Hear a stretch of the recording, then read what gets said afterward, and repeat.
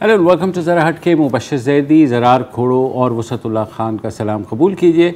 आज लंदन से खबर आई है कि बरतानिया की नेशनल क्राइम एजेंसी ने पाकिस्तान में जो कौमी असम्बली के अपोजिशन लीडर हैं शहबाज शरीफ साहब और उनके साहबजादे सुलेमान शहबाज जो इस वक्त लंदन में हैं, उनके ख़िलाफ़ मनी लॉन्ड्रिंग की जो इंक्वायरी है वो ख़त्म कर दी है। और जिसके बाद ये भी कहा गया कि उनके कुछ अकाउंट्स जो थे वो फ्रीज़ किए गए थे वो भी अनफ्रीज़ हो गए हैं।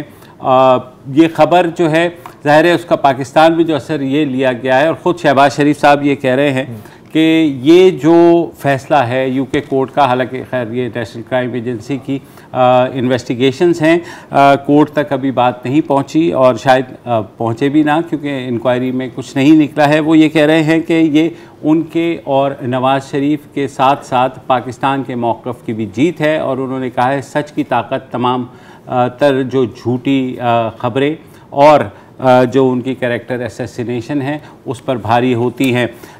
इस मामले में हुकूमत का मौक़िफ़ ये है कि ये इंक्वायरी जो है वो सिर्फ़ एक ट्रांजैक्शन के ऊपर, जिसको सस्पिशियस करार दिया गया था, एक बैंक की जानिब से रिपोर्ट की गई थी। उसके बाद नेशनल क्राइम एजेंसी ने ये इन्वेस्टिगेशन की जो 2 साल पर मुहित रही और वहाँ से जो मुर्तज़ा अली शाह हैं जियो न्यूज़ के नुमाइंदे जिन्होंने ये स्टोरी भी आज ब्रेक की है, उनका ये कहना है कि नेशनल क्राइम एजेंसी ने बरतानिया, यूएई और पाकिस्तान में तमाम तर जो अकाउंट्स थे शहबाज शरीफ और सुलेमान शहबाज के, उनका जायज़ा लेकर के और गुज़िश्ता 20 साल के जो ट्रांजैक्शन है उनका जायज़ा लेकर के ये इंक्वायरी ख़त्म की है। हमारे साथ वज़ीर आज़म के ख़ुसूसी मशीर बर एहतसाब और दाखिला मिर्ज़ा शहज़ाद अकबर साहब मौजूद हैं।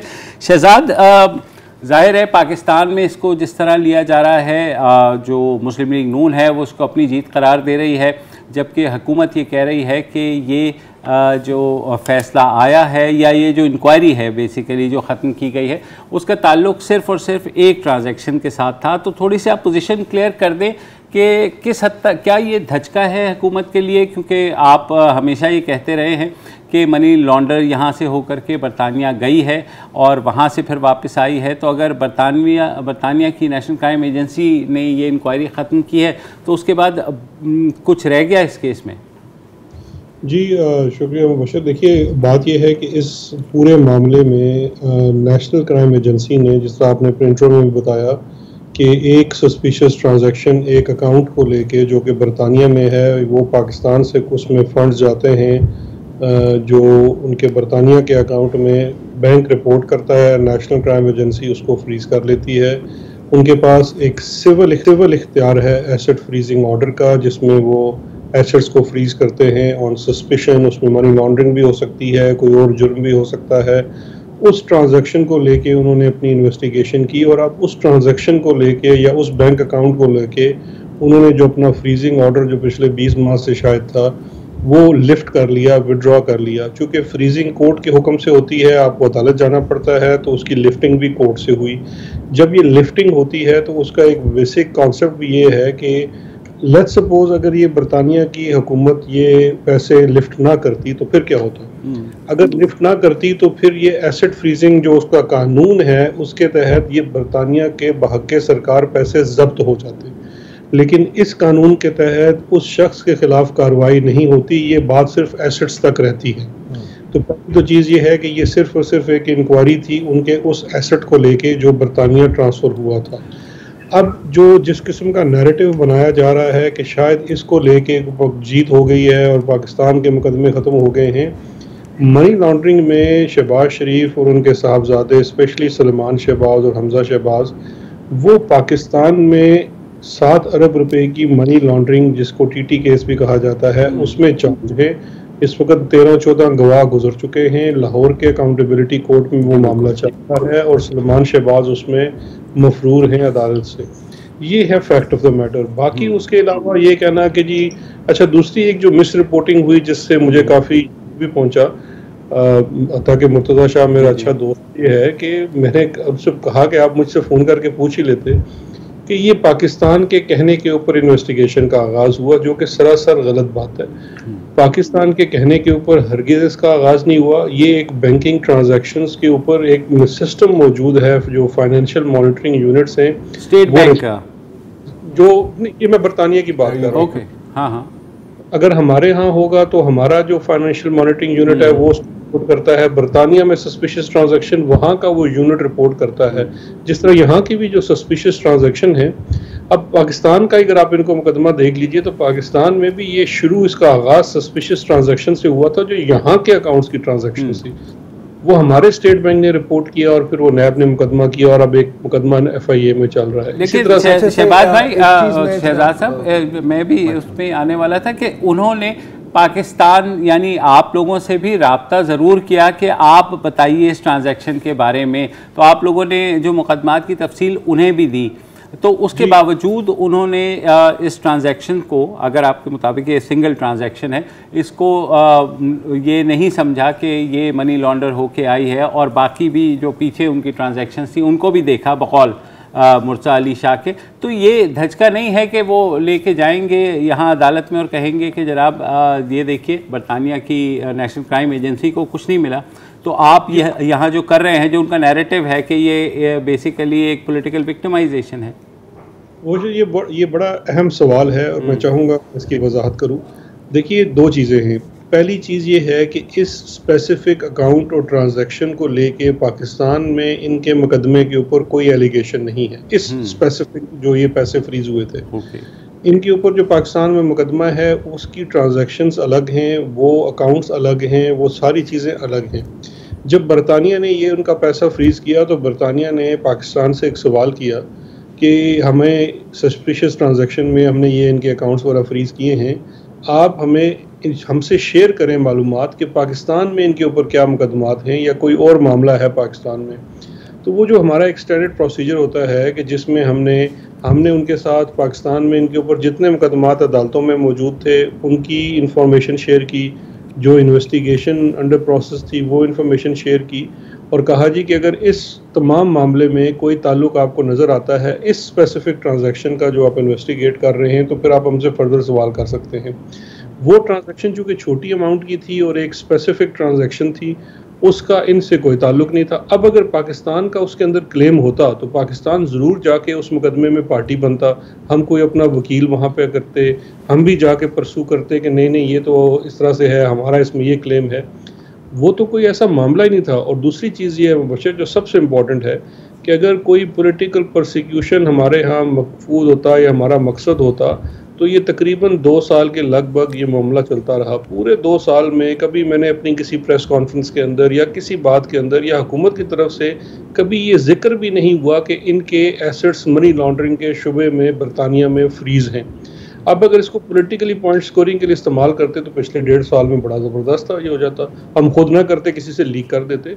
तो ये तो केसेस को बड़ा प्रोफेशनली डील किया जा रहा है। अच्छा, जो शहजाद साहब, सही आपकी बात काटता हूँ, मैं चाह रहा हूँ कि अब एक दफ़ा फिर इस चीज़ को क्लियर कर दें, क्योंकि जो इनिशियल रिपोर्ट आई थी मुर्तज़ा शाह की, उसमें ये कहा गया था, और आपने, मुझे पता है आपने अभी इसका जिक्र भी किया, मैं थोड़ा सा और स्पेसिफिकली पूछना चाह रहा हूँ कि 11 दिसंबर 2019 को एसेट रिकवरी यूनिट एक ख़त लिखती है टू द UK गवर्नमेंट, जिसमें ज़ाहिर है ये कहा जाता है कि जी करप्शन के इल्ज़ामात हैं सुलेमान शहबाज और शहबाज शरीफ के अगेंस्ट, और ये भी कहा जाता है अकॉर्डिंग टू मुर्तज़ा शाह कि इसको फिर लिंक किया गया है कि जो यहाँ से जो पैसे करप्शन के प्रोसीड्स या चोरी किए गए, जो भी आप कहना चाहें, वो फिर लॉन्डर होकर UK गया है। तो आपका कहना है कि ऐसा कोई ख़त लिखा ही नहीं गया? नहीं, देखें, दो चीज़ें हैं। ख़त ज़रूर लिखा गया है, लेकिन जो कंटेंट्स मुर्तज़ा शाह कह रहे हैं या जो आप रिपीट कर रहे हैं वो गलत है। उस ख़त के जो उसका टाइटल है वो उसका है, टाइटल ही है योर क्वेरीज, कि आपकी जो हमारी क्वेरीज थी उसके जवाब में हम ये लिख रहे हैं। और नीचे पूरा जो ख़त है उसके अंदर वो 2 या 3 सफ़ात का ख़त है, और उसके अंदर सिर्फ जो बात मैंने आपसे आगाज़ में की है कि हमने उनसे शेयर किया है कि ये केसेस हैं, उस पूरे ख़त के अंदर मैंने आज मुर्तज़ा शाह को जियो न्यूज़ के ऊपर भी चैलेंज किया है, मुझे पूरे ख़त में कहीं ये दिखा दीजिए कि हम ये लिखा हो कि ये स्पेसिफिक ट्रांजैक्शन या ये अकाउंट या यहाँ पे ये पैसे पाकिस्तान से गए हैं, तो फिर आप मुझसे बात कीजिए। लेकिन हमने जो इन्फॉर्मेशन शेयर की है वो इन्फॉर्मेशन है रिगार्डिंग केसेस इन पाकिस्तान, और उनके अंदर क्या शवाहिद हैं। हमने उनसे ये, और दूसरी बात है कि उस खत में भी कहीं हमने नहीं लिखा कि जिनके अकाउंट्स फ्रीज कर दिए जाएं या ये कर दिए जाएं। वो तो हम नहीं कर सकते। तो मतलब कि sorry, just to be clear, खत जो लिखा गया है वो नेशनल क्राइम अथॉरिटी या यूके अथॉरिटीज ने आपसे कुछ इंफॉर्मेशन मांगी थी and you replied to it. ये आप तो ये उसको ये भी समझा जाए कि आपकी जो दी गई इंफॉर्मेशन थी उसको उन्होंने सही नहीं माना और ये इंक्वायरी ख़त्म की। दूसरी बात यह है कि आप जब से आए हैं आप ये कह रहे हैं कि लंदन से जो है बरतानिया से उनका एक नया लॉ भी आया था, उसके तहत वहाँ से हम सारी रकूम वापस लाएंगे। तो अब ये जो नेशनल क्राइम एजेंसी का फ़ैसला है, अगर ये प्रेसिडेंट बन जाता है, मतलब फ़ैसला तो नहीं है, उनकी इंक्वायरी जो है, तो क्या आपके उस मौक़िफ़ को धचका नहीं लगेगा कि वहाँ से हम पैसे जो पाकिस्तान से लूटे गए वो वापस लाएं? नहीं, देखिए ये दो अलग चीज़ें हैं। पहली तो चीज़ ये है कि जो उन्होंने इसके ऊपर कार्रवाई की है उसकी कार्रवाई का हरगिज़ कोई मतलब नहीं है कि हमने उनसे जो चीज़ शेयर की उन्होंने हमसे एग्री नहीं किया। हमने उनके साथ फैक्ट्स शेयर किए हैं। फैक्ट्स ये हैं कि ये मुकदमात पाकिस्तान में चल रहे हैं। उसके बाद अगर हम उनसे कहते हैं कि नहीं इस ट्रांजैक्शन के अंदर फ़लाँ चीज़ हुई है, और अगर हमसे नहीं मानते तो मैं कहता है जी ज़रूर उन्होंने हमारी बात नहीं मानी। हमने तो ऐसी कोई चीज़ उनसे शेयर की नहीं। दूसरी चीज़ ये है कि जहाँ तक आपकी सवाल है कि पैसा वापस लाने का, देखिए एसेट फ्रीजिंग ऑर्डर जो है ये बरतानिया ने किया। अब अगर वो एसेट फ्रीजिंग ऑर्डर वो कामयाब हो जाते और वो फ्रोज़न रहता पैसा, तो वो उनकी हक में जमा हो जाना था बरतानवी हुकूमत में। हमें उस पैसे को वापस लाने के लिए ये बाकायदा तौर पे उनके साथ ये आर्ग्यू करना पड़ता था कि ये पैसा पाकिस्तान से स्पेसिफिकली गया और फलानी चीज़ लॉन्ड्रिंग हुई और मनी लॉन्ड्रिंग। तो हमारा इस ट्रांजैक्शन को लेके कभी भी ये मौक़िफ़ नहीं रहा है। ये एक छोटे अमाउंट की ट्रांजैक्शन थी जो यहाँ से हुई, उसके ऊपर हमारी कोई इस तरह की हमारी तरफ से उसके अंदर कोई ऐसी सस्पिशन नहीं। तो इसमें सिर्फ मसला ये आ रहा है, आप कह रहे हैं कि एक ट्रांजैक्शन जो कि 2019 में हुई, जो वहाँ के फ़ैसले जिसके ज़ाहिर तहरीर आपके पास भी अब पहुँच ही जाएगा, तहरीरी फ़ैसला जहाँ लॉयर्स के थ्रू या आप मंगवा लेंगे, उसमें ये कहा जा रहा है कि पिछले 20 साल की ट्रांजैक्शंस का जायज़ा लिया गया। इसका मतलब है ये तो स्पेसिफिक ट्रांजैक्शन हुई 2019 की, तो बाकी ट्रांजैक्शंस का फिर क्या जायज़ा ले रही थी एनसीए? ये मेरा ये ख्याल है मुबशर कि हमें बहुत जल्दी जंप नहीं करना चाहिए कंक्लूजन पे, क्योंकि ये सारी बात सिर्फ एक मेरा भाई मुर्तज़ा शाही कह रहा है। मैं सुबह से उसको पूछ भी रहा हूँ कि खुदा के लिए मुझे भी वो फ़ैसला दे दो अगर कोई ऐसा फ़ैसला है, क्योंकि आज मेरी, चूँकि मैं कोविड में भी था, मेरी रब्ता हुआ एनसीए वालों से बड़ा ब्रीफली, और उनसे मैंने पूछा तो वो भी इस चीज़ से बड़े वो थे कि हमें तो कोई फ़ैसला नहीं है। उन्होंने कहा हमने कम्युनिकेट किया है, कोर्ट को भी कम्युनिकेट किया है और इनके वकील को भी कम्युनिकेट किया है कि हम एसेट फ्रीजिंग ऑर्डर लिफ्ट कर रहे हैं। लेकिन ये इस फैसले का बार बार जिक्र कर रहे हैं, हम उसका इंतज़ार कर रहे हैं। जो फैसला कोई अगर है, मेरा तो ख्याल है, क्योंकि थोड़ा सा मैं समझता हूँ इस एसेट फ्रीजिंग के काम देखा हुआ है पहले भी, उसके अंदर कोर्ट का जो ऑर्डर होता है वो सिर्फ होता है ये चूँकि ये उसकी एक एडमिनिस्ट्रियल जुरिस्डिक्शन में होता है, ये कोई मुकदमा चला नहीं है। जब मुकदमा चलता है तो फैसला आता है। ये तो मुकदमा आपने जाके एक फ्रीजिंग ऑर्डर करवाया और बाद में आपने खुद फ्रीजिंग ऑर्डर लिफ्ट कर लिया, ये कोई कंटेस्ट नहीं हुआ। हाँ, तो इसका मतलब है कि मुकदमा जाहिर है आगे जाके नहीं चलेगा अगर नेशनल क्राइम एजेंसी ने ड्रॉप कर दिया। अब लग रहा है मुर्तज़ा शाह साहब कुछ कह रहे हैं, शहजाद साहब ये कह रहे हैं। ब्रेक लेते हैं, ब्रेक के बाद हम अतर काज़मी साहब से बात करें, जो एक सहाफ़ी हैं और वो भी लंदन में बेस्ड हैं और इस केस को फॉलो करते हैं। ठीक है।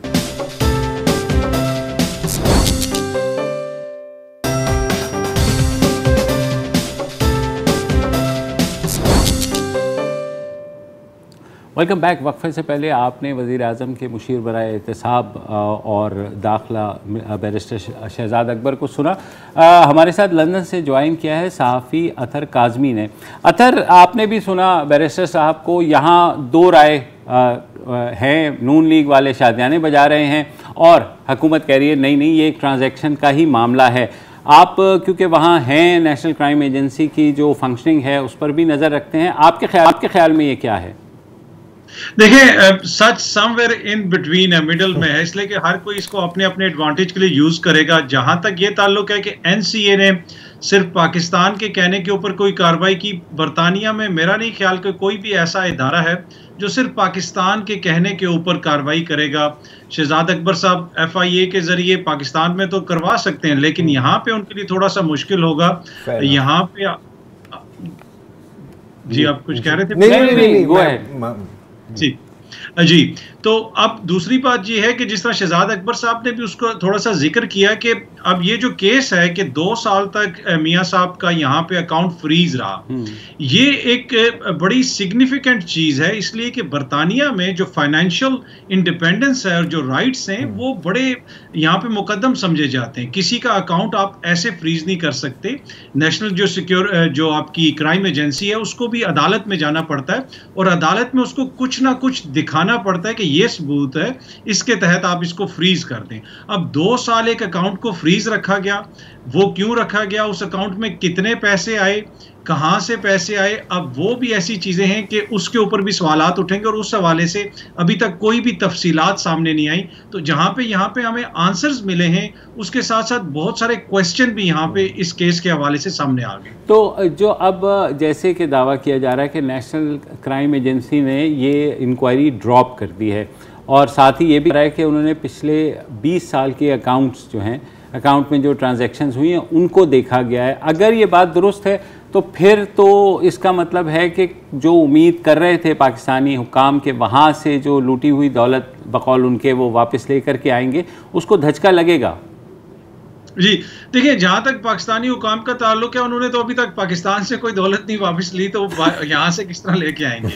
लेकिन नेशनल क्राइम एजेंसी का जो यहाँ पे काम था, ये एक स्पेसिफिक अकाउंट के हवाले से है। उस अकाउंट की क्या डिटेल्स हैं, उस अकाउंट में पैसा कहां से आया और 20 साल तक उसमें कहां से ट्रांजैक्शंस होती रही। इसलिए कि जो पहले तो मौकिफ ये रहा है कि शरीफ खानदान के जो वो कहते थे कि 2006 में हमने बरतानिया में फ्लैट्स वगैरह खरीदे, तो उसके भी अकाउंट्स उन्होंने नहीं दिखाए। तो ये कौन से अकाउंट्स हैं जो 20 साल से बरतानिया में पैसा आ रहा है। तो एक क्वेश्चन ये भी होगा कि वो कौन सी ऐसी ट्रांजैक्शन थी जिसकी वजह से बरतानिया जैसे मुल्क में, जहां पे दुनिया भर से इन्वेस्टर ला के अपना पैसा रखते हैं, इनका जो पैसा है वो मशरिक वुस्ता से, सेंट्रल एशिया से, चाइना से आता है। तो किसी का अकाउंट फ्रीज करना यहाँ पे बहुत बड़ी सिग्निफिकेंट चीज होती है, इसलिए कि लोग फिर यहाँ से अपना, जिसे कहते हैं ना, कैपिटल फ्लाइट हो जाती है, लोग अपना पैसा यहाँ से निकालना शुरू कर देते हैं। तो वो क्या वजह थी, कितना पैसा आया, वो भी जब तक ये डिटेल सामने नहीं आएंगी और जब तक इस केस का, इस जो इंक्वायरी का फैसला सामने नहीं आएगा कि क्या इंक्वायरी का फैसला है, तब तक थोड़ा सा कहना मुश्किल होगा। तो अगर फ्रीज करना बहुत सिग्निफिकेंट था तो ड्रॉप करना भी फिर उतना ही सिग्निफिकेंट होना चाहिए। बिल्कुल उतना ही होता है ड्रॉप करना। इसमें एक चीज है सिर्फ मुबशर साहब के, यहाँ पे जो भी केस होते हैं वो पब्लिकली फंडेड होते हैं। यहाँ पे ऑलमोस्ट 60 to 70% केसेस ऐसे होते हैं जो क्राउन प्रोसिक्यूशन के पास जब लेके जाते हैं तो क्राउन प्रोसिक्यूशन कहती है कि इसमें अगर 50% या 60% से ज्यादा चांस नहीं है कि हम ये मुकदमा जीत सकेंगे, कि ऑल्दो कि हम कन्विंस हैं कि इसमें कुछ ऐसी चीजें हैं जो प्रॉब्लमैटिक हो सकती हैं, लेकिन अगर ये हम मुकदमा नहीं जीतेंगे तो 2 million 3 million pound tax payer का जाया होगा। वो हमने माजी में देखा कि पाकिस्तान वाले ब्रॉड शीट को किस तरह पैसे देते रहे, लेकिन यहाँ पे इतनी फराख दिल नहीं है हमारी हुकूमत। वो सोच समझ के बरतानिया की हुकूमत काम करती है, हमारी हुकूमत की तरह उतनी फराख दिल नहीं है। तो अब इस सारी सूरत हाल में जो नेशनल क्राइम एजेंसी है वो खामोश है। हालांकि ये फैसला कहा जा रहा है कि कुछ दिन पहले आया था। नॉर्मली वो ट्विटर पे भी बहुत एक्टिव हैं, अदरवाइज भी बहुत एक्टिव हैं, तो उनकी खामोशी क्या कह रही है? देखिए, उनको भी पता है कि ये पैप जिसे पॉलिटिकली एक्सपोज्ड पर्सन का केस है और उनको पता है कि इसके अंदर बहुत ज़्यादा इंटरेस्ट होगा। और दूसरी बात ये है कि अब ये जो फैसला आया है और या इन कोर्ट ने जो भी ऑर्डर दिया, हो सकता है कि उसको एनॉनिमस रखने के लिए जो इसके अंदर कोई मुतलका पार्टी है उसने कोई एप्लीकेशन वगैरह दी हो कि इसको पब्लिक ना किया जाए। तो एक वजह तो ये भी हो सकती है कि उनके ऊपर इस किस्म की कोई कदगन हो। बहुत सारे केसेस में लोग होते हैं वो इस तरह का इंजंक्शन ले लेते हैं कि आपने इस केस की डिटेल्स मीडिया को नहीं देनी, लेकिन अब ये चीज़ें सामने आई हैं तो अब ये सवालात उठेंगे। और मेरे ख्याल में अगर ये केस का फैसला सामने आ जाए और साथ साथ वो जो अकाउंट है वो कौन सा अकाउंट है, उसमें कितने पैसे आए, कब आए, कहां से आए, अब इस हवाले से अगर चीजें क्लियर होंगी तो या तो मियां साहब का केस बहुत ज्यादा मजबूत होगा या उस हवाले से थोड़ी सी जो पाकिस्तान के अंदर उनको मुश्किलात हो सकती। अच्छा अतल साहब, अब जाहिर है देखें तकरीबन 1.5-2 सालों तक अकाउंट बंद रखा है और आपको पता है कि मतलब आपका अकाउंट बंद हो और आप यूके में हो तो मतलब सब्जी या अंडे खरीदना भी आपके लिए मुश्किल हो जाती है। तो कोई अब इसके अंदर शहबाज शरीफ साहब या सुलेमान साहब के पास ये ऑप्शन है कि वो जाके एनसीए को सू कर दें कि जी आपने तो मतलब 2 सालों तक हमें काफ़ी जलील किया है और आपने मुझे अपने अकाउंट से पैसे नहीं निकालने दिए? जी, ये बड़ा इंपॉर्टेंट क्वेश्चन है। आप देखें कि ये 2 साल से ये चीज चल रही है, ना इसको नून लीग ने रिपोर्ट किया, ना इसको हुकूमत ने रिपोर्ट किया, ना इसको किसी सहाफ़ी ने रिपोर्ट किया।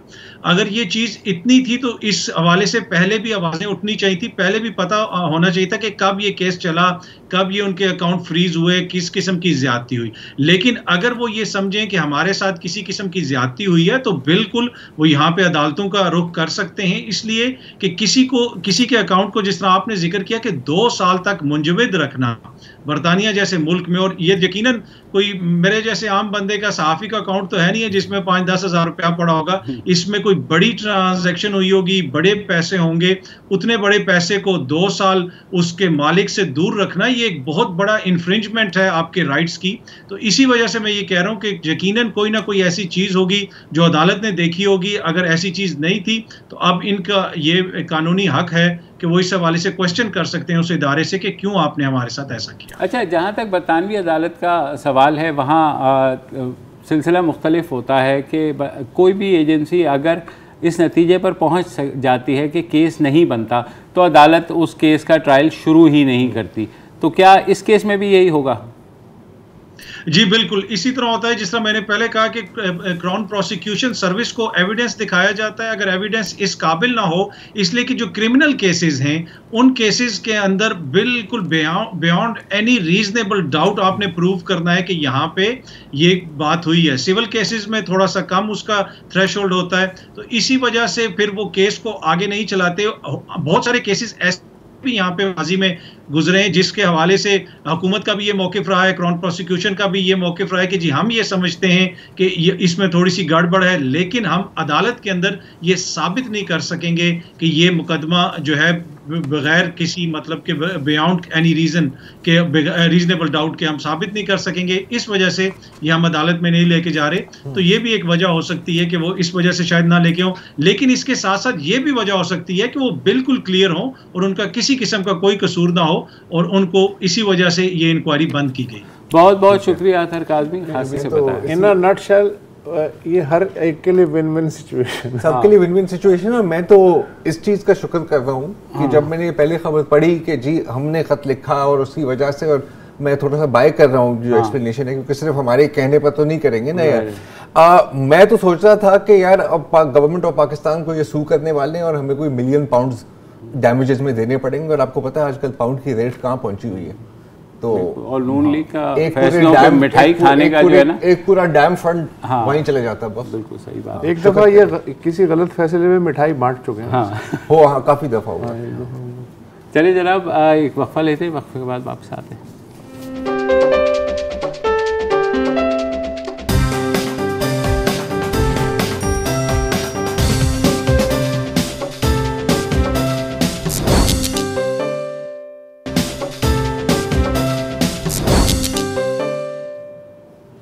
Welcome back. और गुज़िश्ता चंद दिनों में हमने देखा कि सूबाई दारुल हुकूमत और वफाकी दारुल हुकूमत में मेडिकल जो कॉलेजेस में दाखिले के ख्वाहिशमंद जो तलबा तालिबात हैं उन्होंने मुजाहरे शुरू कर दिए और कहा यह गया कि इस दफ़ा जो मेडिकल एंट्रेंस टेस्ट है वो इतना आर्टिकुलेट या उस तर्ज पे नहीं बना जैसे माजी में होता था, और उसमें बहुत सी कन्फ्यूजन रही। बहुत से बच्चे जो है दाखिले से रह गए। तकरीबन हर साल, इस साल पाकिस्तान में 1,75,000 स्टूडेंट्स ने ये एंट्रेंस एग्ज़ाम दिया। इस पे ख़ासी ख़बरें भी आईं कि ये जो तरीक़ाकार था इस दफ़ा इम्तिहान का वो कैसे हुआ। फिर ये भी कहा गया कि जिस कंपनी ने ये सारा टेस्ट कराया उसके क्रेडेंशियल्स पे भी सवाल उठा। तो हमारे साथ मौजूद हैं इस वक्त vice president Pakistan commission mister Ali Raza, जो पाकिस्तान मेडिकल कमीशन ने सारा सुपरवाइज़ किया एग्ज़ाम को। Welcome to the show Ali Raza साहब। ये जो कंट्रोवर्सी चली है, ख़ुसूसन हम इंटरेस्टेड हैं जो बच्चे एहतजाज कर रहे हैं, किस बात पे कर रहे हैं? जी मुबशर साहब, जो ये दो चीजें मैं क्लियर कर दूं। पहले आपने जो अर्ज किया कि एक तो ये कि बच्चे प्रोटेस्ट कर रहे हैं, ये बच्चों की जो डिमांड्स हैं ये थी कि जी इम्तिहान के जो सवालात हैं वो या सिलेबस से बाहर है। दूसरा उनका ये कहना था कि टेक्नोलॉजी जो इस्तेमाल की गई है उसमें कोई मसला है जिसकी वजह से रिजल्ट सही नहीं। इन दोनों चीज़ों की कुछ बच्चे आए, हमारे प्रेसिडेंट हैं डॉक्टर अरशद तकी साहब, उनसे भी उनकी डिटेल में मुलाकात हुई। उसके बाद काउंसिल जो हमारी है, वी सैट डाउन, हमने उनकी हर चीज़ को नोट किया, उसके फैक्ट्स निकाले, we deliberated, look through everything, inquiry की, और उसका जो कंक्लूजन है वो हमने कल इनफैक्ट पब्लिक कर दिया है। बड़ा डिटेल कंक्लूजन है। मैं अर्ज कर दूं इसमें कि ये पहली बार है कि कंप्यूटर बेस्ड एग्जाम हो रहा है। MD-CAT तो बड़े सालों से हो रहा है, बट ये पहली बार है कंप्यूटर बेस्ड एग्जाम। दूसरी चीज एक और कि ये पहली बार है कि जो इम्तिहान है MD-CAT का, ये हमारा एक नेशनल एकेडमिक बोर्ड है, ये नए कानून के तहत, ये उन्होंने बनाया, उन्होंने इसका स्ट्रक्चर क्रिएट किया है, और इसके अंदर पहली बार उन्होंने ये डाला कि 30% जो सवाल थे वो अप्लाइड क्वेश्चन होंगे, यानी रिकॉल क्वेश्चन नहीं। कॉग्निटिव लर्निंग को टेस्ट करना है, क्योंकि ये असेसमेंट एग्जाम है for entrance to medical colleges and it should be highly competitive. ये उन्होंने डाला। अब उसकी बेसिस के ऊपर ये जब उन्होंने स्ट्रक्चर बना दिया, तो हमने एक पूरे एक्सपर्ट्स का पैनल बनाया जो कि हर सूबे से इसमें शामिल थे। उन्होंने इसके सवालात नया क्वेश्चन बैंक बनाया। ये वो क्वेश्चन बैंक नहीं है जो कि पिछले सालों में चलता रहा, अकेडमीज के पास था, सारे पर्चे बाहर थे, सबको इन सवालात का पता। तो ये एक ब्रांड न्यू क्वेश्चन बैंक बनाया गया, और ये पाकिस्तान मेडिकल कमीशन ने बनाया, ये हमारे एक्सपर्ट्स ने बनाया बेस्ड ऑन द स्ट्रक्चर जो कि एकेडमिक बोर्ड ने दिया। ये आपका एक पहली दफा एक इम्तिहान हो रहा है जिसके अंदर आप अप्लाइड सवाल पूछ रहे हैं। अच्छा सर, अप्लाइड सवाल से मतलब आपकी मुराद क्या है? मैं थोड़ी सी क्लैरिटी यहाँ पे लाना चाह रहा हूँ। दो तरह के सवालात होते हैं, एक रिकॉल बेस होता है जी, यानी कि वो आप मेमोरी से जवाब देते। बिल्कुल जी, रट के जवाब देते हैं, आप रट्टा कह लीजिए जी, जी। अगर आपका रट्टा अच्छा है तो आपके नंबर उसमें बहुत अच्छे आते हैं। सही। दूसरे वो सवालात होते हैं जो कॉग्निटिव लर्निंग को असेस करते हैं, यानी अप्लाइड, वही चीज जो आपने सीखी है, जो कॉन्सेप्ट्स आपने सीखे हैं, उनकी एप्लीकेशन को टेस्ट करते हैं। लॉजिकल जी, लॉजिकल। तो अब 30% वो सवालात हैं, 70% रिकॉल के ऊपर है। और यहाँ पे ऑब्वियसली जो पास्ट में जिस तरह से बच्चे इम्तिहान देते रहे हैं, ये उसमें एक फर्क आया है। एक तो इसका फर्क सामने नजर आ रहा है हमें कि बच्चों, अब बहुत सारे बच्चे जो कि टोटली रिकॉल के ऊपर या रट्टे के ऊपर मुनहसर करते थे अपनी पढ़ाई को, वहां पे उनको प्रॉब्लम नजर आ रही है, यानी साफ नजर आता है। बच्चों को पहले से बताया गया था कि जी इस दफा हम ये तब्दीली कर रहे हैं। जी बिल्कुल, ये 1 साल पहले बता दिया गया। दूसरी चीज एक और है, वो भी ख्याल रखिए कि पिछले साल या पिछले सालों में इसका पास मार्क्स 60% होते थे, इस साल 65% एकेडमिक बोर्ड ने फिक्स किए। तो जाहिर बात है, आप समझ रहे हैं कि ज्यादा बच्चे फेल होंगे, कम बच्चे पास होंगे, इससे भी फर्क आया है।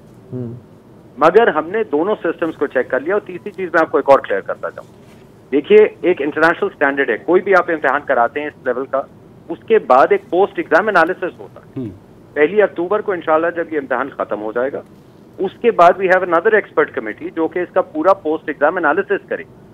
अगर कोई ऐसा सवाल निकले जो या देखा जाएगा कि वेग है या डिस्क्रिमिनेटरी है, यानी बहुत ज्यादा बच्चों ने उसको गलत जवाब दिया गया, वो एक्सपर्ट पैनल उसको बैठ के देखता है, उन सवालात को निकाल दिया जाता है, उसका नंबर दिया जाता है। This is international standard. इसके अंदर कोई ये नहीं है कि हमने कोई आज ईजाद की, ये एग्जाम एनालिसिस भी होना है। अच्छा रज़ा साहब, जैसा आप बता रहे हैं बहुत अच्छी बात है, अप्लाइड होने चाहिए, और जाहिर है कि अगर एक चीज़ आउटडेटेड है तो उसको इंटरनेशनल स्टैंडर्ड्स पर लाना चाहिए। अब जैसे आप कह रहे हैं कि आपने 1 साल पहले ये बता दिया था, सवाल में से ये है कि जाहिर है कि this is a very big step, ना सिर्फ एग्जामिनेशन क्वेश्चन बैंक चेंज हो रहा है, बल्कि पहली दफ़ा वाया कंप्यूटर हो रही है।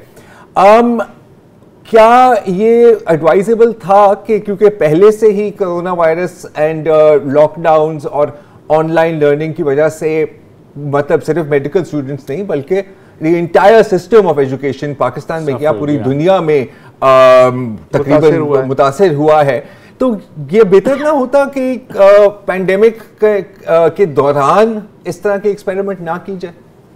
जरा सा पहली चीज तो मैं अर्ज कर दूं, ये एक्सपेरिमेंट नहीं है। देखिए चलिए स्टेप ले लें, चेंज ले लें, जो भी आप इसको मेरे ख्याल में आप में से कोई मुझसे ये डिसएग्री नहीं करेगा कि हम एजुकेशन सिस्टम को इम्प्रूव करना चाहते हैं। बिल्कुल। नंबर 2, हायर एजुकेशन की क्वालिटी इम्प्रूव करना चाहते हैं, जिसका मतलब ये है कि जो आपकी इंडक्शन है स्टूडेंट की वो क्वालिटी किया। अब आपका सवाल आ गया कोविड की हद तक। देखिए जो कॉन्सेप्ट हैं, स्पेशली साइंस के कॉन्सेप्ट, ये तो इन बच्चों ने पिछले 2, 2.5, 3 साल में पढ़े हैं। ये पिछले आपके क्लास 9वीं जमात से पढ़ाए जा रहे हैं। तो ये कॉन्सेप्ट्स को 1 साल की पढ़ाई नहीं है, ये तो 3 साल से ये बायोलॉजी, केमिस्ट्री और फिजिक्स के कॉन्सेप्ट अपने क्लियर कर रहे हैं। ये उसके ऊपर कॉन्सेप्ट्स पे टेस्ट किए जा रहे हैं। और अगर ये हम करें कि जी कोविड की वजह से फिर या तो ये है कि इम्तिहान ही ना लिया जाए, तो वो फिर जरा मुश्किल काम हो जाएगा। यानी कि आप कहेंगे कि हर एक के लिए खोल दिया जाए रास्ता, सब लोग चले जाए। और इसका मतलब है कि प्राइवेट कॉलेजेस में जिसके पास पैसा होगा फीस देने का ज्यादा, वो दाखिला ले लेगा। इट विल नॉट मैटर कि मेरिट क्या। आपको ये तो क्लियर है कि मेरिट हमें जरूरी क्रिएट करना है। अली रजा साहब सॉरी, एक वक्फा लेना, वक्फे के बाद आपके पास वापस आते हैं।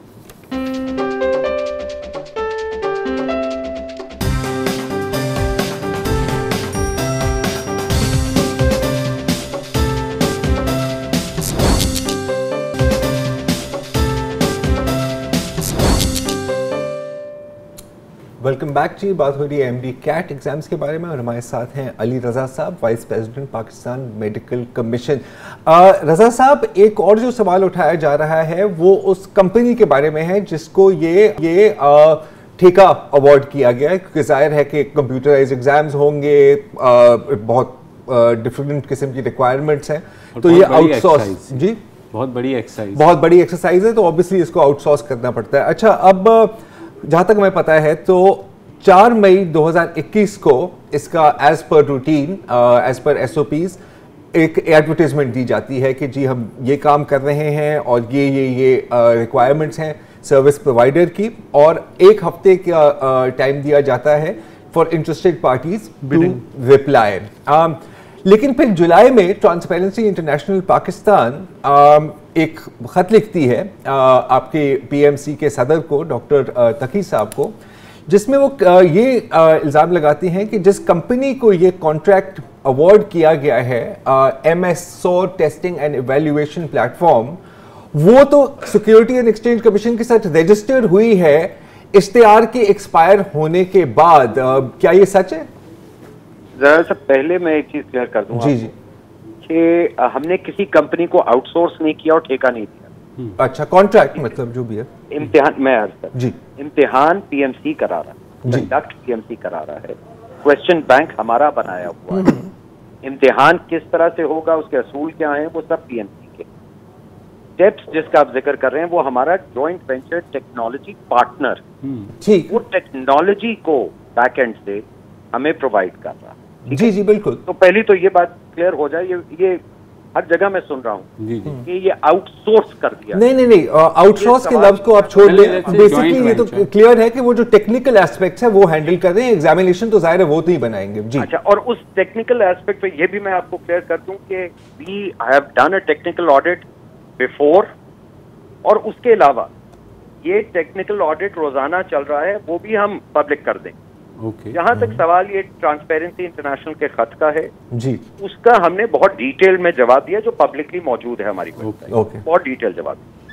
उसके बाद कुछ लोगों ने इस इशू को उठाया, ये लाहौर हाई कोर्ट में भी एक पिटीशन फाइल हुई, वो मामला पेपरा के पास है, वो सब जुडिस है, उसमें मैं ज्यादा कहना नहीं चाहूंगा, बट ये मैं आपको बता दूं, जिस कंपनी का जिक्र किया जा रहा है कि वो उसके तारीख के बाद रजिस्टर्ड, जिस कंपनी ने एक्चुअली सबमिट किया था अपना प्रपोजल, वो उसकी एक पेरेंट कंपनी है, उसने सबमिट किया था, और वो कई सालों से पाकिस्तान में स्कूल, ये स्टेप सिस्टम स्कूल्स वगैरह ऑपरेट कर रहे हैं। तो वो बिडिंग का पार्ट थी?